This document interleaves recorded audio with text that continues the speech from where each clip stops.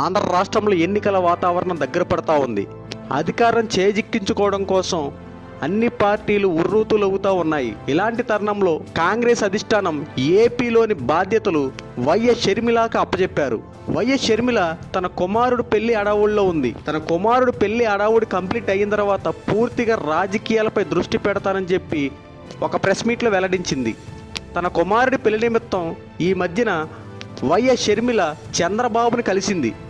ఆంధ్ర రాష్ట్రంలో ఇది ఒక హాట్ టాపిక్గా మారింది. వైఎస్ షర్మిల చంద్రబాబుని కలవడం ఏంటి, చంద్రబాబు షర్మిల వెనుకున్న రహస్యాలు ఏంటని చెప్పి నెట్టింట హల్చల్ చేస్తూ ఉన్నాయి. వైఎస్ షర్మిల ఇటువంటి కామెంట్స్ అన్నిటికి ధీటైన సమాధానంతో రిప్లై ఇచ్చింది.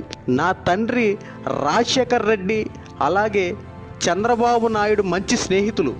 వారిద్దరూ ఒకేసారి ఎమ్మెల్యేలు అయ్యారు. వాళ్ళిద్దరి మధ్యన స్నేహభావం ఉంది. అందుకనే నా తండ్రి అడుగుజాడలో నడుస్తున్న నేను నా తండ్రి స్నేహితుడైన చంద్రబాబుని నా కుమారుడు పెళ్లికి ఆహ్వానించాలని చెప్పి వాళ్ళ ఇంటికి వెళ్ళా. క్రిస్మస్ టైంలో కూడా లోకేష్కి కేక్ పంపించి ఒక గిఫ్ట్ పంపిస్తే దాన్ని కూడా రాజకీయం చేశారు. ఇప్పుడు చంద్రబాబుని కలవడానికి వెళ్ళిన నేను నాపై కూడా ఇంకా ఎక్కువ బురద జల్లుతూ ఉన్నారు.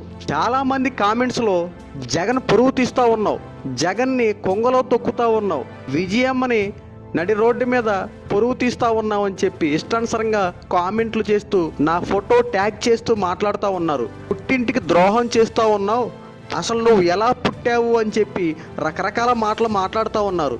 వీటన్నిటికీ వైఎస్ షర్మిల ధీటైన సమాధానం చెప్పింది. వైఎస్ జగన్మోహన్ రెడ్డి వైఎస్ఆర్సీపీ పార్టీ పెట్టినప్పుడు నన్ను ఇంటి నుంచి బయటికి గెంటేశాడు. అంతేకాకుండా అధికారంలో ఉన్నప్పుడు నాకు పదవి ఇస్తానని చెప్పి పదవి ఇవ్వకుండా నన్ను పక్కన పెట్టాడు. పార్టీ కోసం నేను ఎంత కష్టపడ్డానో, ఎన్ని పాదయాత్రలు చేశానో, నా అన్న గెలుపు కోసం ఎంత కష్టపడ్డానో అది నాకు తెలుసు. కానీ వైఎస్ జగన్మోహన్ రెడ్డి మాత్రం నన్ను పట్టించుకోలేదు. ఆస్తి తగాదాల విషయంలో కూడా నన్ను పక్కకి గెంటేశాడు. అయినా సరే సహించి భరించి ముందుకు కొనసాగుతూ ఉన్నా. నా తండ్రి ఆశయాలను నెరవేర్చాలనే బాధ్యత నా మీద ఉంది కాబట్టి రాజకీయంలోకి మళ్ళీ అడుగుపెట్టా. నా తండ్రి ఆశయాలను నాన్న నెరవేర్చాడో లేదో నాకైతే తెలియదు, కానీ నా తండ్రి ఆశయాలను నేను ముందుకు కొనసాగించాలని చెప్పి కాంగ్రెస్తో చేతులు కలిపి ప్రజల్లో మార్పు తీసుకొచ్చి మంచి మార్గంలో నడపడం కోసం నేను ఆంధ్రప్రదేశ్లో పోటీ చేయాలని నిర్ణయించుకున్నాను.